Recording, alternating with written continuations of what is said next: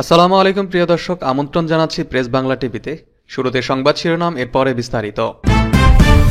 ইসরায়েলকে নতুন হুঁশিয়ারি, ইসরায়েলকে শায়েস্তা করতে ইসরায়েলের বিরুদ্ধে যে ব্যবস্থা নিল ইরাক। এদিকে ভারতকে যে কড়া বার্তা দিল চীন। জানাবো পুতিন মুখে ভালো কথা বলেন, রাতে বোমা মারেন, বলছেন ট্রাম্প। সর্বশেষ জানাবো তালেবানকে স্বীকৃতি দেওয়ার পেছনে রাশিয়ার স্বার্থ কি। দর্শক, এতক্ষণ শুনছিলেন সংবাদ শিরোনাম, এখন বিস্তারিত। মধ্যপ্রাচ্যের মানচিত্র থেকে চিরশত্রু ইরানকে নিশ্চিহ্ন করে দিতে চেয়েছিল ইসরায়েল। এ লক্ষ্যেই আমেরিকান গ্রিন সিগন্যাল নিয়ে গত 13 জুন হঠাৎ ঘুমন্ত ইরানিদের উপর ঝাঁপিয়ে পড়ে নেতানিয়াহুর বাহিনী। অপারেশন রাইজিং লাইন নামের ওই বিমান হামলায় ইসরায়েল বিশ্বের তাবুত আইন লঙ্ঘন করে, এমনকি এই হামলায় লঙ্ঘন করেছে ইরাকের আকাশসীমাও। এতে ক্ষুব্ধ বাগদাদ। শত্রু দেশের এমন আচরণের মোক্ষম জবাব দিতে এবার ইরাক নিয়েছে কড়া ব্যবস্থা। আন্তর্জাতিক আইন ভঙ্গ করে ইরানে হামলা চালায় ইসরায়েল। বিশেষ করে পরমাণু স্থাপনায় হামলা চালানো আইনত নিষিদ্ধ, কিন্তু তাও লঙ্ঘন করেছে নেতানিয়াহুর বাহিনী। এমনকি হামলা চালাতে গিয়ে অবৈধভাবে ব্যবহার করে ইরাকের আকাশসীমা। কিন্তু তখন কিছু করা ছিল না বাগদাদের, কেননা দেশটির হাতে নেই কোনো আকাশ প্রতিরক্ষা ব্যবস্থা। বিনা অনুমতিতে ইরাকের আকাশসীমা ব্যবহার করায় তা হজম হচ্ছে না ইরাকের। বিবিসি ফার্সিকে দেওয়া এক সাক্ষাৎকারে সে কথাই বলেছেন ইরাকি প্রধানমন্ত্রী মোহাম্মদ শাইয়া আল সুদানি। কিন্তু ইসরায়েলের বিমান বাহিনীকে শায়েস্তা করতে না পারায় ফুঁসছেন ইরাকি প্রধানমন্ত্রী। তিনি জানান, ইসরায়েল আকাশসীমা লঙ্ঘন করল, কিছু করতে পারেনি তার দেশ, কারণ তাদের কাছে অত্যাধুনিক প্রতিরক্ষা ব্যবস্থার কোনো প্রযুক্তি নেই। এর আগে রাশিয়ার কাছ থেকে আকাশ প্রতিরক্ষা ব্যবস্থা নিতে চেয়েছিল ইরাক, কিন্তু আমেরিকার বাধার মুখে ভেস্তে যায় সেই প্রচেষ্টা। তবে ইসরায়েল যে ভুল ধারণার মধ্যে আছে সে কথাও স্মরণ করে দিয়েছেন আল সুদানি। তার ভাষায়, ইরানি শাসক গোষ্ঠীর সমর্থন অনেক বেশি, তাই সহজে ইরানের সরকার বদলানো যাবে না। এমনকি যুদ্ধের সময় ইরানের সরকার বিরোধীরা ও শাসক শ্রেণীরা পাশে এসে দাঁড়িয়েছিল, আর এটাই ইরানের জাতীয় পরিচয়ের অংশ, জানিয়ে তারা সবসময় গর্ব করে থাকে। অবশ্য এরই মধ্যে ইসরায়েলের বিরুদ্ধে কড়া ব্যবস্থা নিয়েছে ইরাক।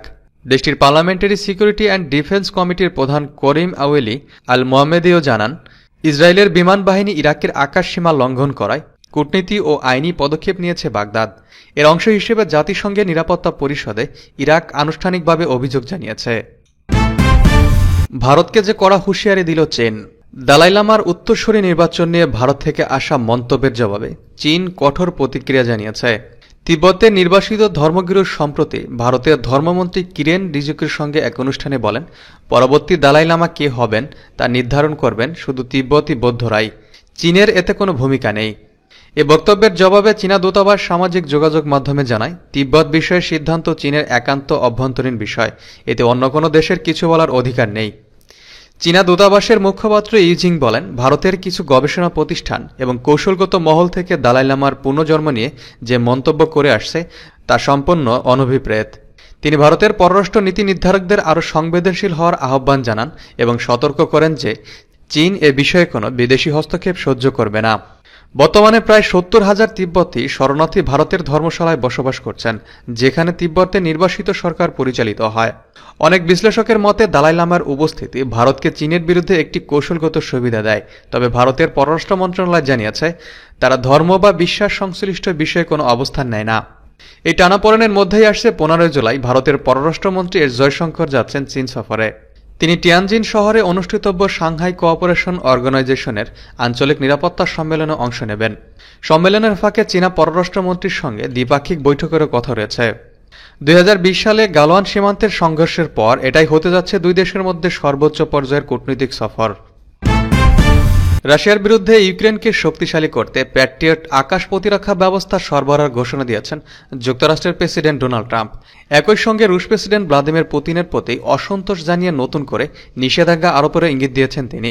রোববার এএফপিকে দেওয়া এক সাক্ষাৎকারে বক্তব্যে তিনি এসব কথা বলেন।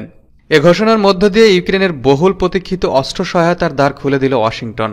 এর আগে ট্রাম্প জানিয়েছিলেন, রাশিয়া নিয়ে সোমবার একটি বড় ঘোষণা দেবেন তিনি। এদিকে যুদ্ধ পরিস্থিতি ঘিরে কূটনীতিক তৎপরতাও বেড়েছে। যুক্তরাষ্ট্রের বিশেষ দূত ইউক্রেনে সফর করছেন এবং ন্যাটোর মহাসচিব মার্ক রুটের সঙ্গে ট্রাম্পের সাক্ষাৎ হওয়ার কথা রয়েছে।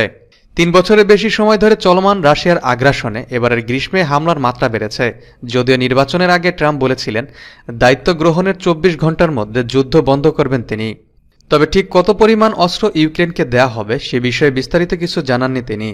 নিউ জার্সির অ্যান্ড্রুজ সামরিক ঘাঁটিতে ফেরার সময় তিনি বলেন, আমি এখনও সংখ্যা নির্ধারণ করিনি, তবে ওদের কিছু তো দিতেই হবে, কারণ ইউক্রেনের সুরক্ষা প্রয়োজন।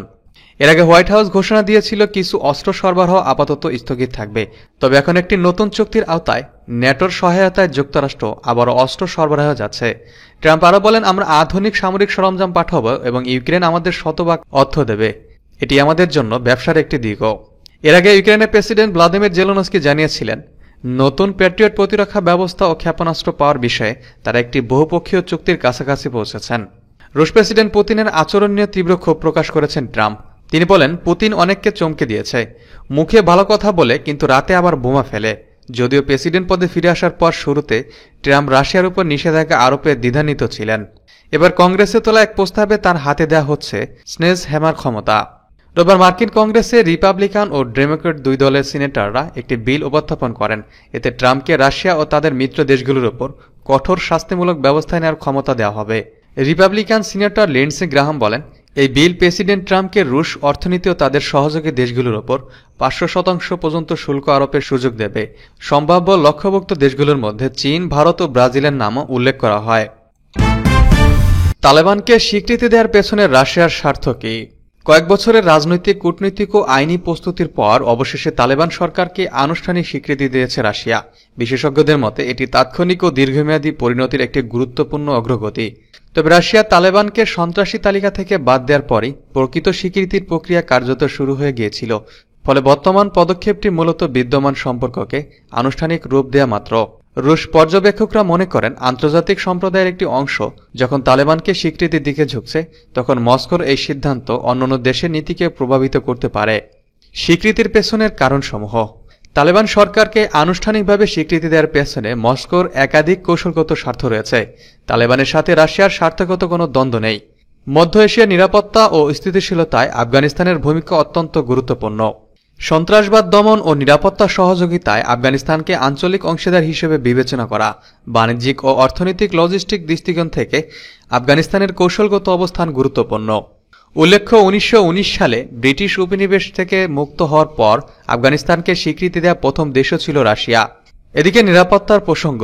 মধ্য এশিয়া বিষয়ক গবেষণা রমজান নুরতাজিন মনে করেন, সন্ত্রাসবাদ, চরমপন্থা অপরাধ ও মাদক পাচারের মতো হুমকির মুখে থাকা মধ্য এশিয়ার নিরাপত্তার জন্য তালেবান সরকারের স্বীকৃতি অত্যন্ত গুরুত্বপূর্ণ। আল জাজিরাকে দেওয়া এক সাক্ষাৎকারে তিনি বলেন, আফগানিস্তানের অস্থিতিশীল কয়েক দশক ধরে এই হুমকিগুলোর মূল উৎস। ফলে কাবুলের সাথে শক্তিশালী সম্পর্কে গড়ে তোলা রাশিয়ার দক্ষিণ সীমান্তের নিরাপত্তাকে মজবুত করবে। তার মতে এখন জরুরি হল নতুন আফগানিস্তানের সাথে সহাবস্থানের কার্যকর সূত্র খুঁজে বের করা। এই প্রেক্ষাপটে ভারত ও পাকিস্তানের সাথে লজিস্টিক সংযোগ তৈরির জন্য আফগান ভূখণ্ড গুরুত্বপূর্ণ। আফগানিস্তানের খনিজ ও অবকাঠামোগত খাতে রাশিয়ান কোম্পানির সম্ভাবনা উজ্জ্বল।